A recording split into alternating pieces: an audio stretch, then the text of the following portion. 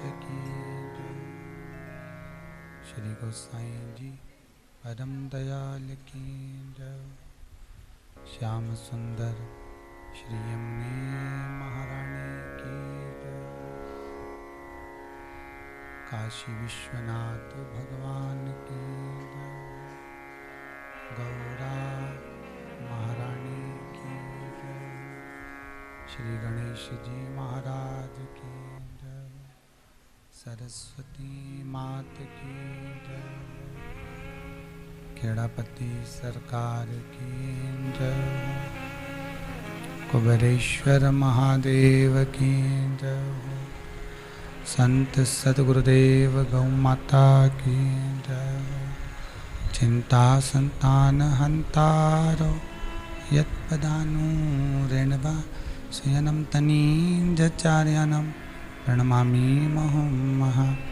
यदनुगृतो जन्तुः सर्वदुःखातिगो भवेत् तमं सर्वदा वन्दे श्रीमद्वल्लभनन्दनम्। अज्ञानतिमिरागास ज्ञानजयशलाकया चक्षुरुन्मीलितेन तस्मै श्रीगुरवे नमः। नमामि हृदये शेषे लीलाचिरब्धिशयनं लक्ष्मीसहस्रलाम्भे सेव्यमानं कलानिधिं। चतुर्भीष्व त्रिभिस्तेव सृजायते योऽसो पंचधा हृदय मम। बोल विश्वनाथ भगवान की जय।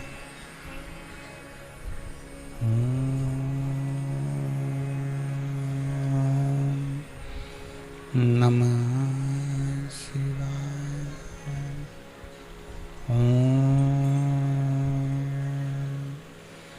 नमः शिवाय। नमः शिवाय। नमः शिवाय।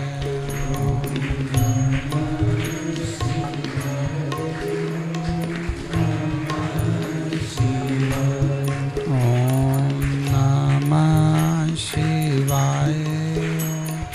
नमः शिवाय।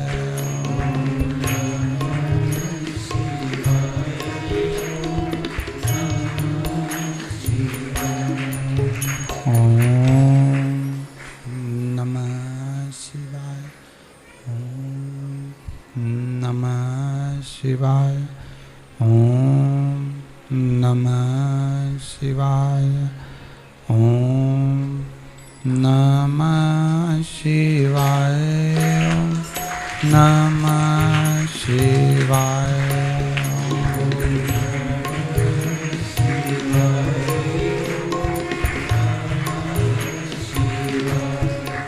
भोला नमः शिवाय। गोरा नमः शिवाय।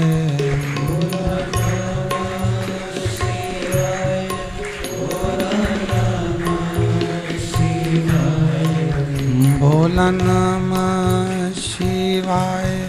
गोरा नमः शिवाय।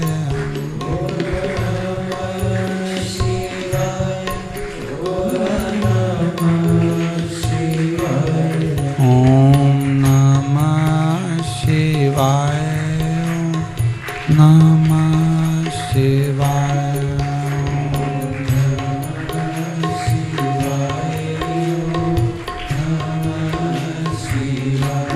ओम नमः शिवाय।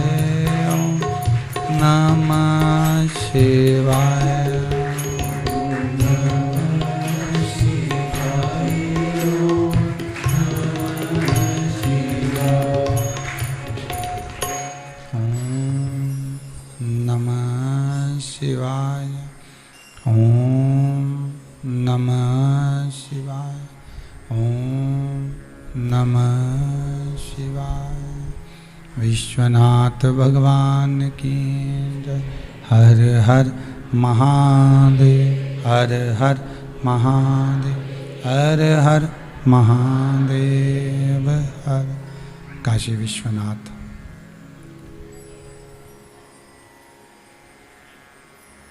ओगड़दानी त्रिकालदर्शी कैलाशी अविनाशी भगवान शिव, जिनकी पुनित पावन शिव महापुराण की कथा जो जीवन का सुख प्रदान करने वाली है, आनंद देने वाली है, इस मानव के जीवन का कल्याण करने वाली है, ऐसी पुनित पावन भगवान शंकर की पावन कथा श्रावण के महीने में अपने अपने घरों में विराजमान होकर बैठकर ऑनलाइन भगवान देव अधिदेव महादेव की इस पावन चरित्र को श्रवण करने का सौभाग्य प्राप्त हुआ है। शिव कृपा मिली, भगवान शंकर की करुणा प्राप्त हुई, कृपा हुई, तब जाकर अपने अपने घरों में बैठकर भगवान भूत अधिपति भूतेश्वर भगवान करुणा सागर कुबेरेश्वर महादेव की इस पावन धरा से ऑनलाइन शिव महापुराण की कथा को अपन सब श्रवण कर रहे हैं। बहुत बहुत साधुवाद देता हूँ राठी परिवार बड़ौदा, सोनी परिवार अहमदाबाद, सोमानी परिवार सूरत, कौशनीवाल परिवार मुंबई, बियाणी परिवार सूरत, जिन्होंने पांचों यजमानों ने मिलकर इस पावन शिव कथा को, पंचामृत शंकर की कथा को घर घर तक पहुंचा दिया।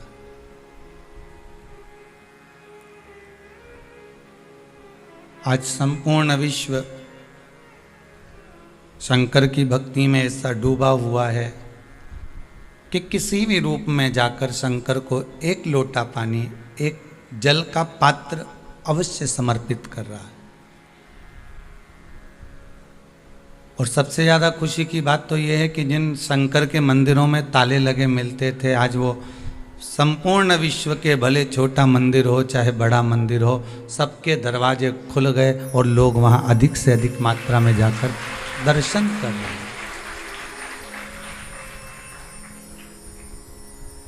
लोगों को समझ में आया कि शिव क्या है।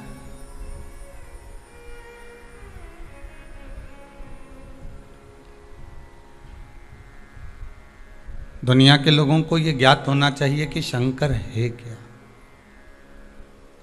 हम शंकर को, हम शिव को, मेरे परमात्मा, मेरे ओगढ़दानी, मेरे विश्वनाथ, मेरे भोलेनाथ, मेरे शिव को हम जानते तो हैं इतना कि ये शंकर हैं, इनका अभिषेक करना है, पूजन करना है, अर्चना करना है, शमी पत्र चढ़ाना है, बेलपत्र चढ़ाना है, हल्दी चढ़ाना है, धतूरा चढ़ाना है, काली तिल चढ़ाना है, काली मिर्च चढ़ाना है।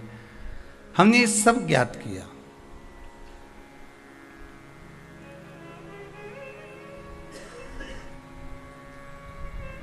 गेहूं के दाने, चने की दाल,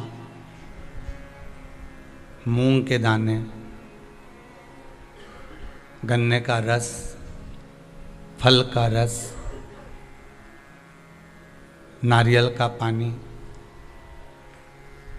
शिव को समर्पित होता है। सबको मालूम था कि सब कुछ भगवान को चढ़ता है, पर यह ज्ञात नहीं हो पाता था कि इसके चढ़ाने से ये फल हमको अधिक मिलेगा।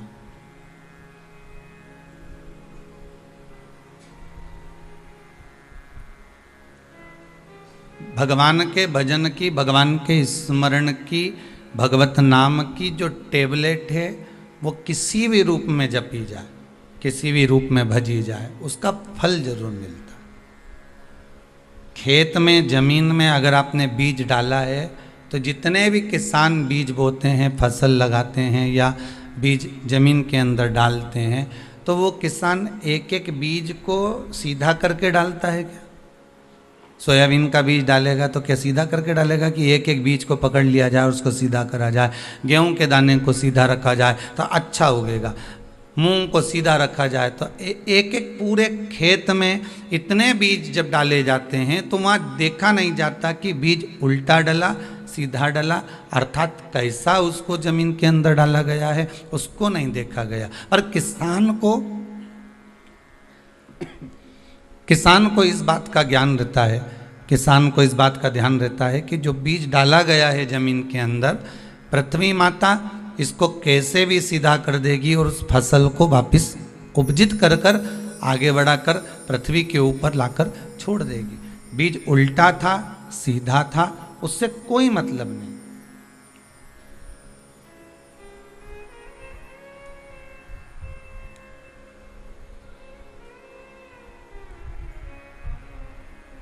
अच्छा, बीज अगर उल्टा डल गया तो जमीन के अंदर जाना चाहिए ना, जो पौधा लगेगा, जो फल लगेगा वो जमीन के अंदर जाए, पर जाएगा क्या? निकल कर कहाँ आना, ऊपर ही आना। बीज उल्टा डाला जाए चाहे सीधा डाला जाए, फसल सम्मुख में ही प्रकट होती है, हमारे सामने ही आती है। उसी तरह शंकर का नाम, राम नाम, कृष्ण नाम, भगवान का नाम तुम किसी भी रूप में जप लो, तुम्हारी मर्जी पड़े जैसे जपो, तुम्हारी मर्जी पड़े जैसे भजन करो, तुम्हारी मर्जी पड़े जैसे स्मरण करो, तुम जितना करो, जैसे करो, तुम्हारा मन है, पर उसका जो फल है ये पक्का है। जैसे जमीन के अंदर बीज डाला, उल्टा सीधा डाला, पर प्रगट सामने होता है, उसी तरह तुम कैसे भी भजो, भगवान प्रगट तुम्हारे सामने ही होता है, ये सम्मुख में आता है। आप कैसे डाल रहे हैं बीज को, उसकी महत्वता है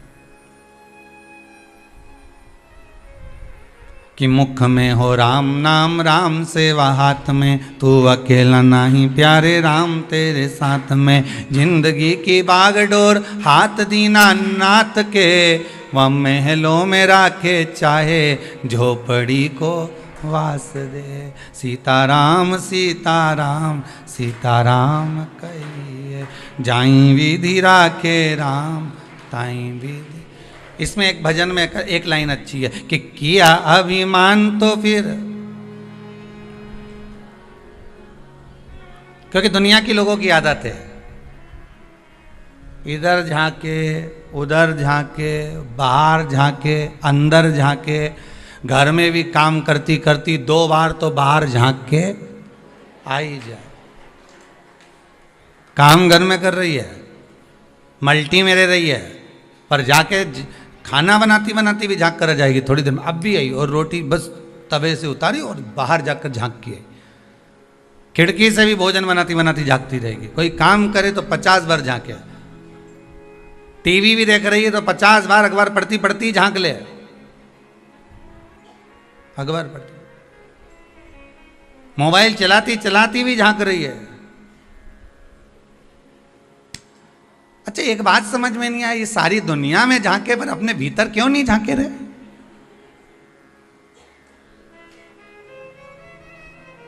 वो बाहर झांकने से कोई फल मिला है क्या? अभी तक किसी को बाहर झांकने से कुछ मिला हो तो जरूर बताना। इधर उधर झांकने से कुछ मिला क्या? नहीं। अपने भीतर अगर झांक लेता, अपने भीतर अगर एक बार झांक कर देख लेता, तो ये विश्वास मानो शिव महापुराण का, जब हम अपने अवगुण देख लेते हैं, हम अपने अवगुणों को निकालकर सामने प्रस्तुत कर देते हैं, तो ये पक्का है कि भगवान भी माफ कर देता है और कुछ अच्छा कर देता है। हमारे अवगुण हमारे सम्मुख में आ जाए।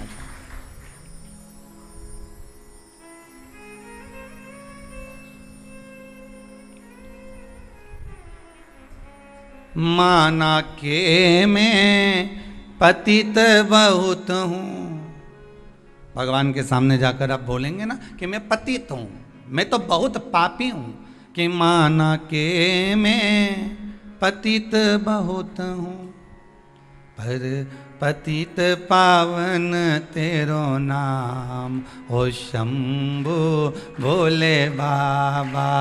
अरे पतित पावन तेरो नाम हो शंभु भोले बाबा। अरे पतित पावन तेरो नाम ओ शंभु भोले बाबा। हरे पतित पावन तेरो नाम शंभु भोले बाबा। हरे पतित पावन तेरो नाम ओ शंभु भोले बाबा। हरे पतित पावन तेरो नाम ओ शंभु भोले बाबा। मेरे गिनियो ना अपराध ओ शंभु भोले बाबा। मेरे गिनियो ना अपराध ओ शंभु भोले बाबा। मेरे गिनियो ना अपराध ओ शंभु भोले बाबा। मेरे गिनियो ना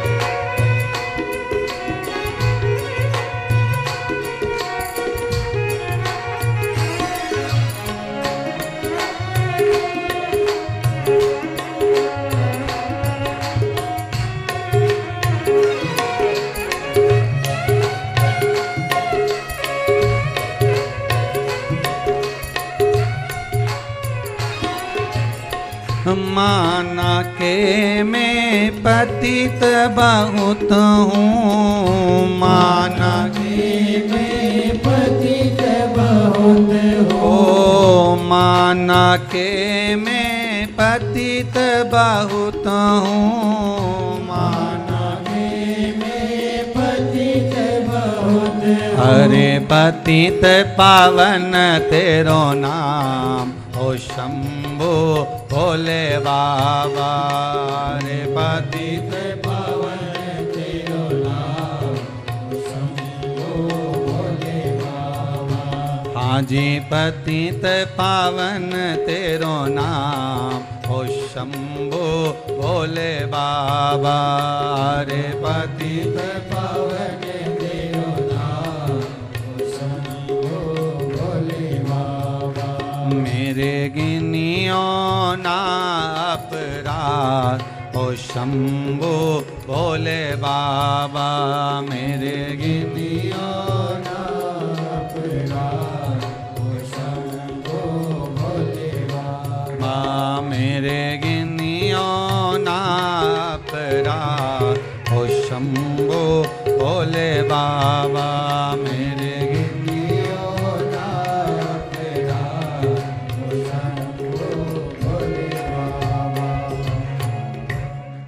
अपने भीतर भी कभी झांकने का प्रयास करिए कि कुछ कपट, कुछ छल, कुछ प्रपंच, कुछ बेईमानी हमारे भीतर जो है हम उसको तो झांकें।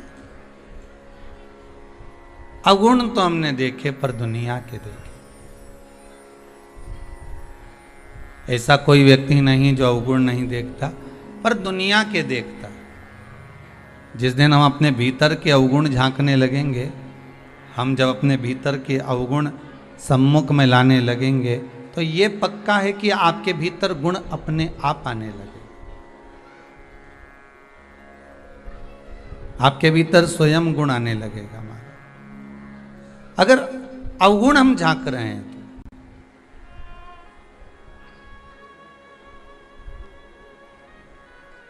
महाराज किसी ने बड़ा सुंदर कहा है, अगर नाथ देखोगे अवगुण हमारे तो फिर हम कैसे लगेंगे भव से किनारे। संपूर्ण मनुष्य का जो शरीर है, मानव की जो देह है, वह अवगुणों से तो भरी है। आज एकादशी है, 5 कर्मेंद्री, 5 ज्ञान इंद्री और 1 मन, ये 11 इंद्रियों को वश में करने का महीने भर में 2 बार एकादशी आती है, शुक्ल की, कृष्ण की। और दोनों एकादशी का एक ही बात कहती है कि आप अपनी इंद्रियों को वश में करिए, 5 कर्मेंद्री को, 5 ज्ञानेंद्री को और 1 मन को। और बहुत सुंदर बात की, अगर इन 10 इंद्रियों को वश में नहीं कर सकते, 5 कर्मेंद्री को भी वश में नहीं कर सकते, 5 ज्ञानेंद्री को भी वश में नहीं कर सकते, तो 1 इंद्री बता दी, वो है मन। इस मन को थोड़ा सा साध लीजिए, भगवान के चरणों में ले जाकर छोड़ दीजिए, भगवान उस इंद्री को साधेगा तो बाकी की जो इंद्रियां हैं वो अपने आप संवर जाएगी, अपने आप। एक इंद्री अपने मन की।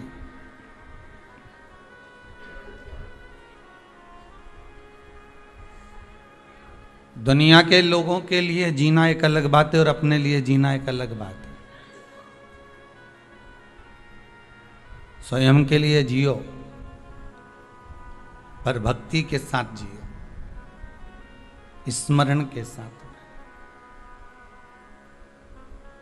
आप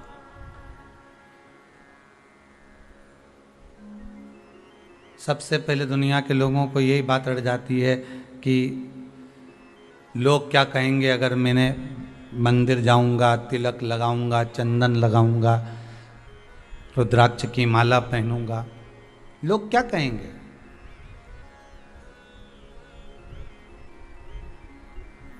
देखो, दुनिया के लोगों का तो आदत पड़ी हुई है, पहले दिन दुनिया के लोग हंसेंगे, दूसरे दिन ताना देंगे, तीसरे दिन गाली देंगे, चौथे दिन अपशब्द बोलेंगे, 5वें दिन जो भी बोला सब भूल जाएंगे। इनके चक्कर में रहोगे तो जिंदगी नरक में चली जाएगी। अपने को फिर निवेदन है, किसी के चक्कर में नहीं पड़ना, अपने को पड़ना महादेव के चक्कर में। देव अधिदेव महादेव के, बस उसके चक्कर में अगर पड़े रहे तो कोई केम ही ना तुमसे कि तुम बताओ इतना चंदन लगा के कहाँ जा रहे हो, तुम तो पूरे बाबा जोगी बने जा रहे हो, क्या बात है, क्या मिश्रा जी की कथा में बहुत डूब गए हो। तो दुनिया के लोग तो खूब ताना देगा रे।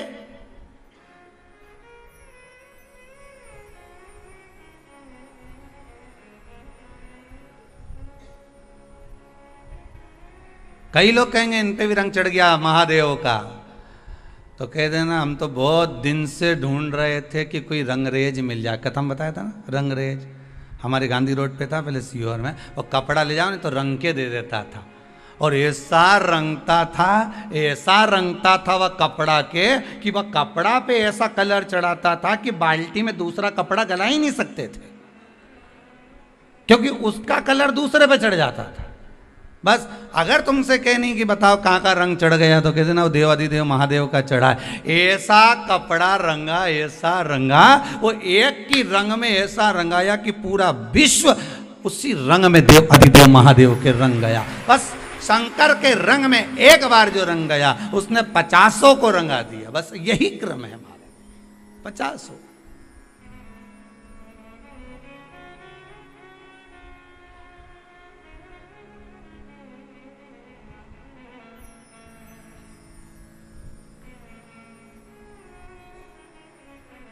अरे क्यों जाते हो शंकर जी के मंदिर में, कोई तुमसे पूछ ले तो क्या जवाब दोगे, बोलो रे, जल्दी से बोलो। जितने आस्था के सामने बैठे हो, कथा सुन रहे हो, फेसबुक यूट्यूब पर श्रवण कर रहे हो, जितने भी कथा का रसपान कर रहे हैं, दिल से बोलो। अगर कोई तुमसे पूछ ले मंदिर काय के लिए जाते हो तो क्या जवाब दोगे। अरे महाराज भगवान की पूजन करने जाते हैं, दिया लगाने जाते हैं, आरती करने जाते हैं, भगवान को दोक लगाने जाते हैं, भगवान को प्रणाम करने जाते हैं, भगवान को नमन करने जाते हैं। अच्छा, पर शिव पुराण तो कहती है कि मंदिर क्यों जाया जाता है, किस लिए जाते हैं?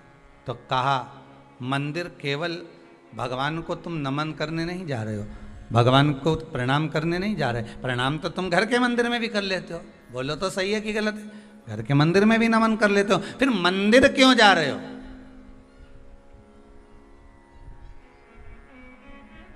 जब घर के अंदर शंकर जी बैठे हैं, घर के अंदर ठाकुर जी बैठे हैं, घर के अंदर राधा रानी बैठी है, घर के अंदर कृष्ण जी बैठे हैं, घर के अंदर भगवान अगर बैठा हुआ है, तो तुम मंदिर काय को जा रहे हो? कोई कहने वाला तो तुमसे भी कह देगा जब घर में महादेव बैठा है तो कुबेरेश्वर धाम काय को जा रहे हो?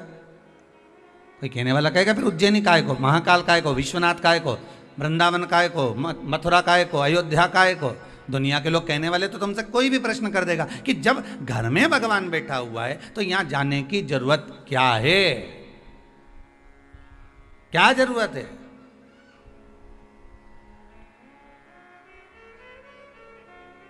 तो उनको समझाने के लिए एक बात पहले भी कही, आज फिर कहते हैं कि गाड़ी की हवा निकल जाए तो तुम किसी से पूछो कि भैया हमारी गाड़ी की हवा निकल गई है। अच्छा, तो फिर हवा कहाँ मिलेगी? तो पास में खड़ा हुआ व्यक्ति कहेगा हवा ही तो है, चारों तरफ हवा। नहीं नहीं, हमको हवा चाहिए। तो ये हवा नहीं है क्या? नहीं, हमको गाड़ी के लिए चाहिए। अच्छा, फिर किसी के पास गए, भैया वो हवा गाड़ी की निकल गई है। उसने कहा गाड़ी की निकली, लोगों की निकल जाती है। अच्छे अच्छे की हवा निकल जाए और हवा निकल गई तो आदमी किसी काम का नहीं बचे। अब यहाँ तो तुम गाड़ी की बात कर। अब कोई तुमको इतना ज्ञान दे कि बताओ हवा यहाँ, हवा वहाँ, हवा ऐसी, हवा वैसी। अब यहाँ तुम्हारा मन मानेगा, तुम्हें तो गाड़ी के लिए चाहिए। फिर तुमने कहा अरे भैया गाड़ी में हवा चाहिए पहिया में भरने के लिए। फिर उसने कहा वो सामने मशीन लगी है, वहाँ चले जाओ। मशीन वाले के यहाँ गए, उससे कहा हवा डाल दीजिए। उसने पाइप पकड़ा, हवा डाली, हवा भरा गई, गाड़ी चल दी। बस चली कि नहीं चली? उसी तरह भगवान तो घर में भी है, भगवान तो तुम में भी है, परमात्मा तो कण कण में समाया है, कंकर कंकर में शंकर समाया है। पर मंदिर तीर्थ इसलिए जाया जाता है कि वहां पर मशीन लगी है हवा भरने की। एक बार भराई कि गाड़ी दौड़ गई। एक बार अगर भरा गई हवा अच्छे से तो गाड़ी इंदौर तक नहीं रुके। इंदौर तो इंदौर, वापिस सीओर आ जाओ, नहीं फिर इंदौर चले जाओ। 2-3 बार काम कर जाए। एक बार की हवा, बस एक बार अगर तुम अयोध्या चले गए, एक बार मथुरा चले गए, एक बार काशी चले गए, एक बार उज्जैनी चले गए, एक बार भगवान का दर्शन करने पहुंच गए, एक बार तुम परमात्मा की चौखट पर पहुंच गए, एक बार तुम भगवान के मंदिर पहुंच गए, एक बार तुम शंकर की चौखट पर पहुंच गए, एक बार यदि तुम भगवान की भक्ति में डूब गए, फिर तो भगवान जानता है कि कौन सी हवा भरता है कि गुब्बारा उड़ते ही जाए, उड़ते ही जाए, उड़ते ही जाए।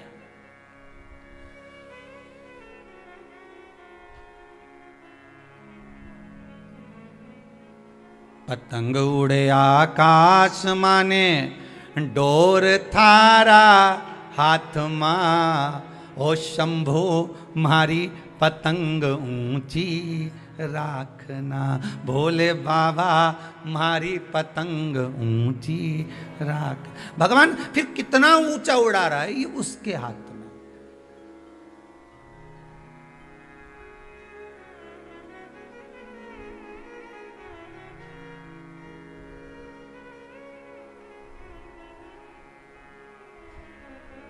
आज इंदौर से कोई एक बालक आया हुआ था, गया शायद, दिख नहीं रहा, तो वो कह रहा था, हमने पूछा कैसे आना हुआ? बस आना था, इधर से भोपाल जा रहा था तो यहाँ आया। अच्छा, नहीं किसी ने तो भेजा होगा, ऐसे तो तू आ ही नहीं सके, ये तो पक्का। हाँ, हमारी माता जी कह रही थी अगर तू भोपाल जा रहा है तो सीओर पड़ेगा, उसके पहले 9 किलोमीटर पहले कुबेरेश्वर धाम पड़ेगा, भले अभी शंकर जी नहीं बैठे पर चलेगा। तो हमने कहा तुम्हारी माता जी ने भेजा? हाँ।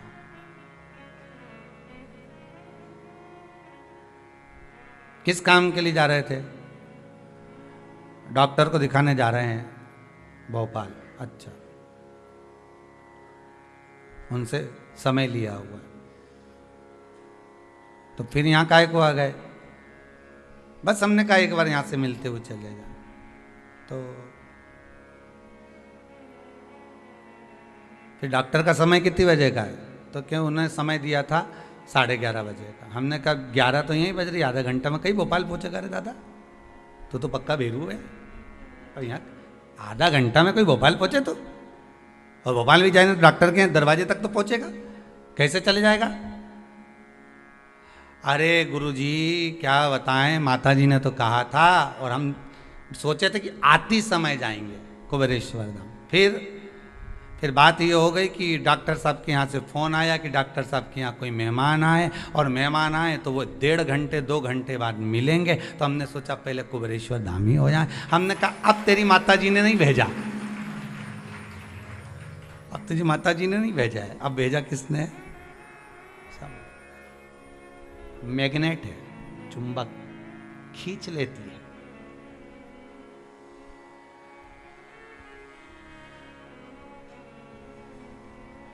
शिव वो मैग्नेट है, शंकर वो चुंबक है जो एक बार शिव महापुराण की कथा में रम गया, एक बार शंकर की कथा में अकेला लग गया, अकेला।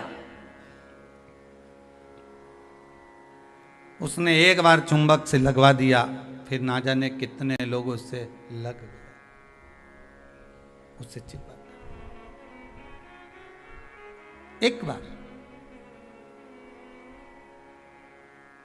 दुनिया क्या कहे हमें उससे मतलब नहीं होना चाहिए। बस इतना याद रखो कि मेरा देव अधिदेव महादेव कैसे रहे। दुनिया के लोग कहेंगे चंदन लगा लिया, दुनिया के लोग कहेंगे बताओ त्रिपुंड लगा लिया, दुनिया के लोग कहेंगे कहाँ अंधविश्वास में पड़े हो, कोई कथा भागवत सत्संग स्मरण से कुछ होता है क्या? क्यों नहीं होता?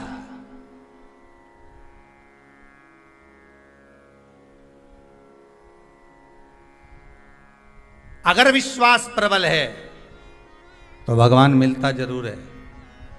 ध्रुव जी महाराज ने ऐसा घोर तप करा, ऐसा तप किया, सबने उनको डोला दिया। अरे ध्रुव 4 वर्ष का बालक है, कहाँ तप कर रहा है, कोई नहीं आने वाला, भगवान तो किसी हालत में नहीं आए। तप कर करके तप करते रहे, इंद्रलोक हिल गया। इंद्रलोक जैसे हिला, इंद्र देवता ने सारे देवताओं को परीक्षा लेने भेजा, सब हार गए, ध्रुव जी महाराज बैठे रहे। विश्वास लेकर बैठे। और विश्वास क्या करा था ध्रुव जी महाराज ने? केवल एक विश्वास करा था अपनी माता के वचन पर। माँ ने क्या कहा था? किसके लिए रो रहा है? पिता की गोद में बैठने के लिए। माँ, मुझे छोटी माँ ने गोदी से नीचे उतार दिया, और माँ कहती है पिता की गोद में बैठने के लिए रो रहा है। ध्रुव, धिक्कार है तेरे जीवन को जो पिता की गोद में बैठने के लिए रो रहा है। अगर रोना है तो परमात्मा की गोद में बैठने के लिए रो, जिसकी गोद से कभी कोई नीचे नहीं उतरता। पिता की गोद में थोड़ी देर बैठोगे नीचे उतरना पड़ेगा, माता की गोद में थोड़ी देर बैठोगे नीचे उतरना पड़ेगा। बैठे बैठे माँ भी अपनी गोद में कितनी देर बच्चे को रखेगी? एक दिन नीचे उतार देगी। पिता भी एक दिन गोदी से उतार देगा। अगर बैठना है तो परमात्मा की गोद में बैठ। तो ध्रुव जी महाराज ने पूछ लिया था, माँ वो परमात्मा कहाँ मिलेगा? तो कहा ये पूछ के कहाँ नहीं मिलेगा। सर्वस्व हर जगह, कंकर में, डाली में, पशु में, पक्षी में, जलचर में, थलचर में, वायुचर में, सब जगह परमात्मा है। तो मैं कहाँ जाऊँ भगवान को ढूंढने? तो माता ने कह दिया तेरी मर्जी पड़े, जा जा, तो जंगल में चले जाऊँ, तेरी मर्जी हो, जा। अब आप में से कितनी माताएं इस आस्था चैनल पर जो कथा सुन रहे हैं, इसमें से कितनी माताएं जो 4 वर्ष के बच्चे को वन भेज देगी? आप में से कितने लोग होंगे जो 4 साल के बच्चे को अपने घर से निकाल दोगे? और ध्रुव जी की माता ने कहा और ध्रुव जी महाराज चल दिए। वन में जाकर जो पहुँचे तो उन्होंने सोचा गुरु मंत्र ले लूँ। अब मंत्र किससे लूँ? तो देव ऋषि नारद मिल गए। ये नारद जी एक ऐसे हैं जो मंत्र देने में कहीं ना कहीं भूल नहीं करते, दे देते। ध्रुव जी महाराज ने तुरंत कहा नारद जी बोले कहाँ घूम रहा है? बड़े बड़े पशु पक्षी तुझे खा जाएंगे। कितना डर दिखाया, कितना भय दिखाया, कितना डराया गया। माना क्या? क्योंकि विश्वास प्रबल था कि मेरी माता ने कहा है भगवान की गोद में बैठना है तो बैठकर मानूंगा। अगर आपका लक्ष्य पक्का है कि मुझे नौकरी करना है, मुझे सर्विस करना है, मुझे व्यापार करना है, मुझे व्यवसाय करना है, दुनिया के लोग तो कहेंगे ये वाला बिजनेस डालोगे तो घाटा लग गया, हम तो इतने दिन से व्यापार कर रहे हैं, घाटा ही घाटा लग रहा है। कभी तुमने विचार करा कि घाटा क्यों लग रहा है, किसके कारण लग रहा है, घाटा लगने का कारण क्या है?